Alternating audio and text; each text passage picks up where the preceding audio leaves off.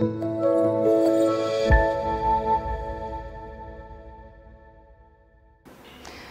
tout le monde, alors je vous retrouve aujourd'hui pour cette nouvelle vidéo où nous allons faire, comme je vous ai promis l'autre fois, la deuxième partie de notre dernière leçon de grammaire. Alors aujourd'hui, nous allons parler du complément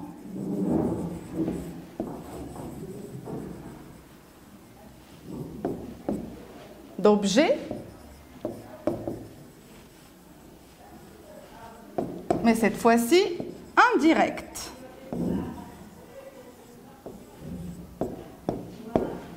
Donc mes chers élèves, à la fin de cette séance, vous serez capable de reconnaître le complément d'objet indirect dans une phrase et aussi vous serez capable d'identifier ses natures grammaticales. Alors, allons-y. Tout d'abord, qu'est-ce que c'est qu'un complément d'objet indirect ou bien un COI?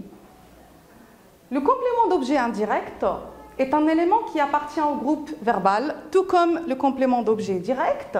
Il sert à compléter le verbe et on ne peut ni le supprimer ni le déplacer aussi, sauf que, contrairement au complément d'objet direct, le COI est introduit toujours par une préposition, par exemple à ou bien de, etc.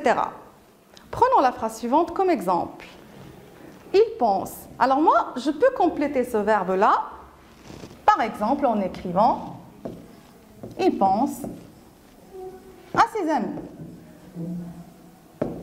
Ce groupe de mots que je viens d'ajouter là et qui sert à compléter le verbe penser et qui est introduit par une préposition, on l'appelle le complément d'objet indirect. Allons voir un autre exemple. Il parle. Pour compléter le verbe parler, je peux ajouter il parle de ses vacances. Dans ce cas-là, la même chose, ce groupe de mots que j'ai ajouté sert à compléter le verbe. Il est introduit par la préposition de, donc c'est mon complément d'objet indirect.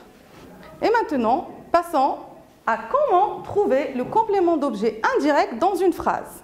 Eh bien, c'est très simple. Je trouve d'abord le verbe et son sujet et ensuite, je pose une des questions suivantes. Le sujet plus le verbe plus à quoi ou bien à qui, ou bien le sujet plus le verbe plus de quoi ou bien de qui. Allons voir des exemples. Essayons de trouver le complément d'objet indirect dans la phrase suivante. Ils parlent de leur voyage au sud du Maroc. Alors là, comme dit la règle, je trouve le verbe, puis le sujet, et je pose ma question. Ils parlent de quoi? La réponse, de leur voyage au sud du Maroc.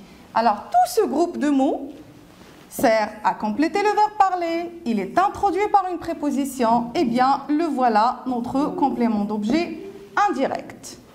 Un autre exemple. Nous pensons à nos grands-parents.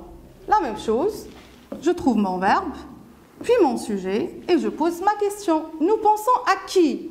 Eh bien, la réponse, à nos grands-parents. Hop, le voilà, mon complément d'objet indirect. Arrivons maintenant aux natures grammaticales du complément d'objet indirect. Et observons les phrases suivantes. Elle écrit à Nathalie. Donc, le complément d'objet indirect peut être un nom propre.